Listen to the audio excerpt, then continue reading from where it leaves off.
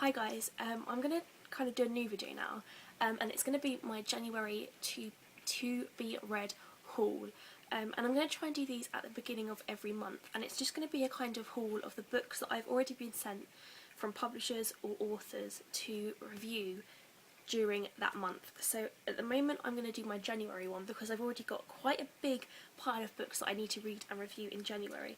There may be some more books that I get sent by publishers kind of throughout the month, especially if they're published towards the end of the month, and also I might buy some more books or I might borrow some books from the library. So this isn't like a really comprehensive list, but it's just books that I think it would be cool to show you because it'll be interesting to see which ones you're most interested in me reviewing and the ones that you kind of want to read yourself, because I'd rather review books that you want me to review rather than just review books that I've got to review, if that makes sense. I'd rather review books that are going to be helpful and they're the books that you want to read reviews for. So anyway, I'll get started. These first books I'm going to show you are all published on the 2nd of January, so I've got quite a short amount of time to read them all by, but I will make sure that the reviews go up ASAP for these. The first one is called The League of Sharks by David Logan, and this is a YA, I think it's like a kind of strange, thrilling, like, it's not realistic, but it's not fantasy, it's not dystopian. Again, I kind of find it hard to describe these, but it's basically about a world where humans have disappeared and there are sharkmen and they are the ultimate predators, and then one of the characters called Junk, his sister gets stolen and everyone thinks he's to blame, but he actually knows that a monster stole his sister. So it's going to be interesting. I've never really read anything in this genre before, so I'll be interested to see what it's like. But as I say, it's a YA, so hopefully I should get through this one pretty quickly. The second one is also along the same kind of lines. It's another YA book, and it's called Red by Alison Cherry. And I actually found this cover quite scary to begin with, but I kind of think it's quite intriguing now. I quite like it. This is basically about a girl who is like a top student. She's a beauty queen. She's like the girlfriend of the hottest footballer. She's got everything. But she's not naturally redheaded. She's blonde, and she lives in like this Scarletville, which is like this sanctuary for redheads, and you have to be a redhead to live there, but she's actually secretly a blonde. So it'll be interesting to see what happens with that. Again, this is a YA, so it shouldn't be too difficult to get through, and I'm quite looking forward to this one actually because it sounds like a really cool premise. And I also love the spine as well. It's quite like nifty, and that one looked really, really lovely on my bookcase. Now I'm moving on to like more adulty fiction titles. This one I think was published, let me have a look. No, we can't find it. But I think this is already published as an ebook, but it will come out in paperback in the new year, and it's called The Forgotten Seamstress by Liz Trenau. I'm not sure how you pronounce her surname, sorry about that. But this is about 1914. A young seamstress at Buckingham Palace is about to embark on an illicit affair with the Prince of Wales. Her life will never be the same again. And I'm really excited because, as I've said before, I'm really getting into historical fiction now, so it'll be really interesting to read this. And it's a nice kind of length as well. It's not too chunky, not too thin, so I'm really looking forward to reading and reviewing that one. The next book is called, now this one is a massive, well, not a massive because I haven't read it yet, but I'm assuming it's going to be a massive copy and not parody as such, but kind of like a really similar book to The 100-Year-Old Man Who Climbed Out the Window and Disappeared, because this one is called The Little Old Lady Who Broke All the Rules, and this is by Katharina Ingelman Sundberg, and even the covers are quite similar, so I'm going to be interesting to see what this is about. But it's about a 79-year-old woman called Martha who dreams of escaping her care home and robbing a bank. And even it says on the back, it says perfect for fans of The 100-Year-Old Man Who Climbed Out the Window and Disappeared. So it'll be interesting to see how similar they are, because this will be like a woman's point of view and The 100-Year-Old Man was a man's point of view. I didn't actually manage to finish 100-Year-Old Man. I got really bored quite a little bit of the way through. So I'll be interested to see whether this one can keep me more interested and, you know, want to finish and read it. And I've actually heard that some people have already finished reading it and they really liked it, so that's promising.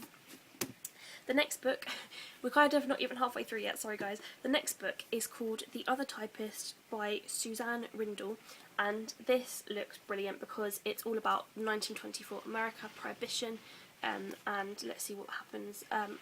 In a police precinct on the Lower East Side, young typist Rose Baker coolly records the confessions of killers and gangsters.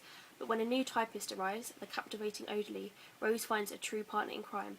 Flitting between sparkling speakeasies by night and their work at the precinct by day, the girls are drawn further into a dark, glamorous world. Soon, Rose's fascination with Oderly and her glittering life turn into an obsession. But what does she know about the real Oderly, and what will happen if she dares to find out? And then there's loads of reviews, like an enchanting jazz-age thriller, clever and addictive, so I'm really, really looking forward to reading this.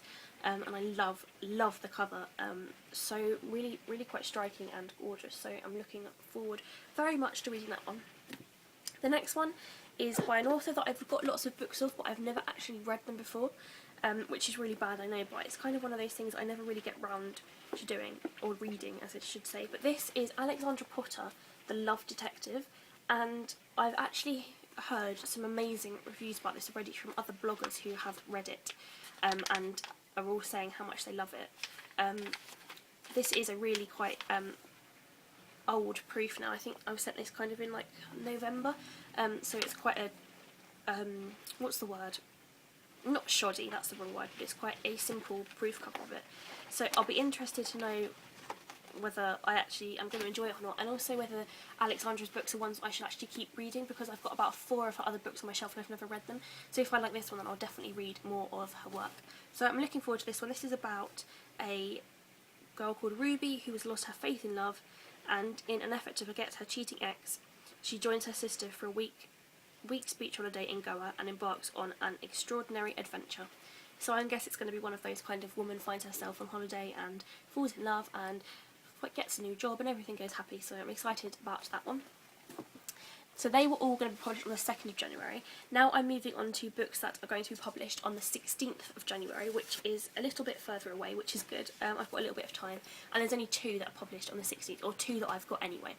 Now this first book I'm really, really excited to read, because this is soon going to be a film with Kate Winslet, and I can't remember who else is going to be in it, but I know that Kate Winslet is definitely in this film, and it is called Labour Day by Joyce Maynard, and this is published by William Morrow, but this is like an imprint of HarperCollins, and they kind of publish books that are from abroad. So this is an American novel, and I'm really interested to read this one because obviously it's going to be turned into a film, but also it sounds like a really good, like a really nice premise.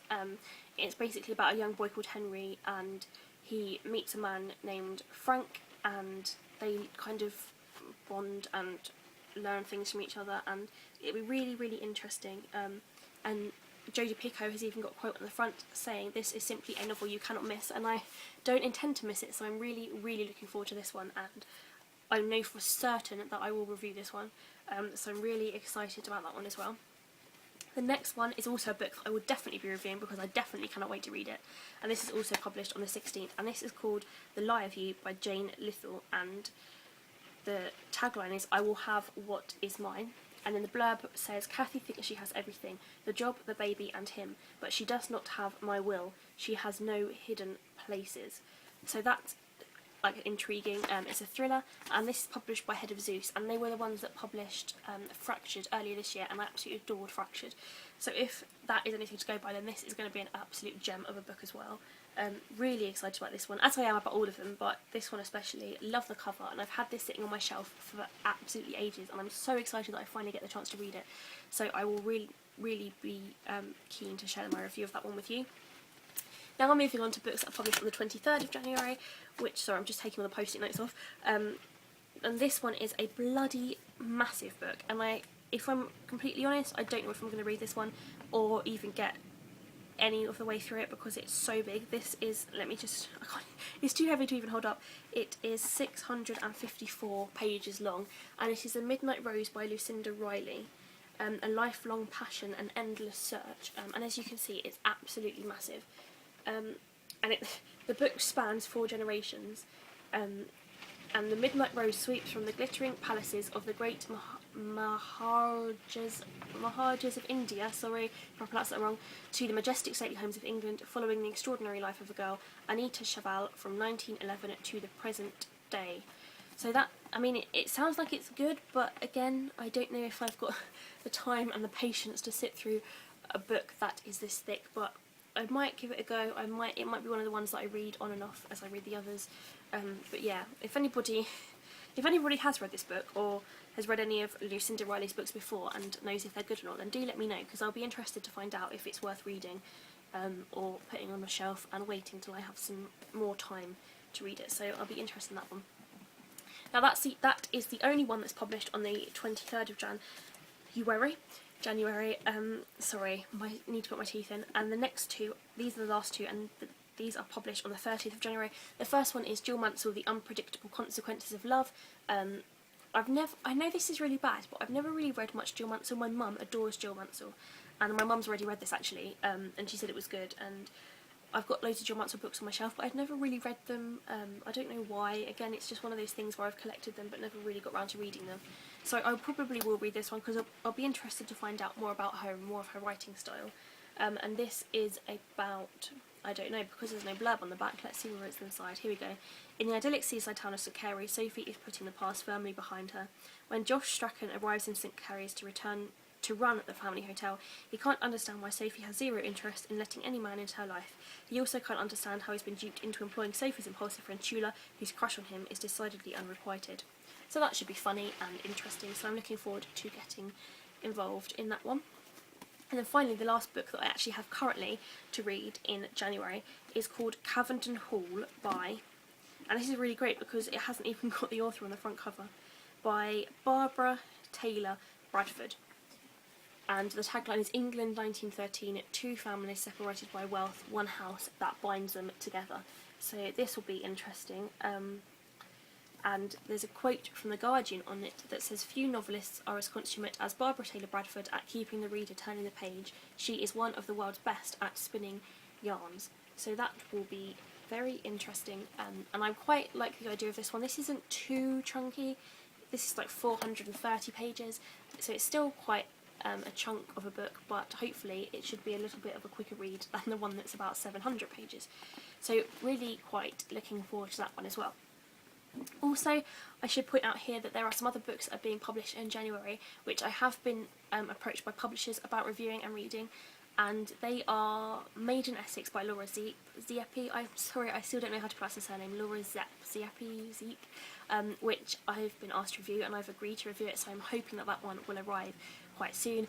And also Page Toon's new YA novel called The Accidental Life of Jessie Jefferson is also coming my way, I think, which is published on the 30th of January, and that one is definitely one I'm going to be reviewing as well. So all the books I've shown you now, I'm going to try my hardest to get through and review, but if there's some of them that you are really desperate for me to review, then do let me know, and I will make sure that I review those especially. And also, if there's any books that I've shown you and you've read them yourself, or you know that you want to read them, that's basically what I've just said. But yeah, let me know, and I will make sure I do my best to try and read them in the order that you guys want me to, because the blog is all about you as well. It's about what you want me to read and what reviews you want to read as well, not just me reading and showing books of reviews of books I love. It's about you showing me what books you want me to review.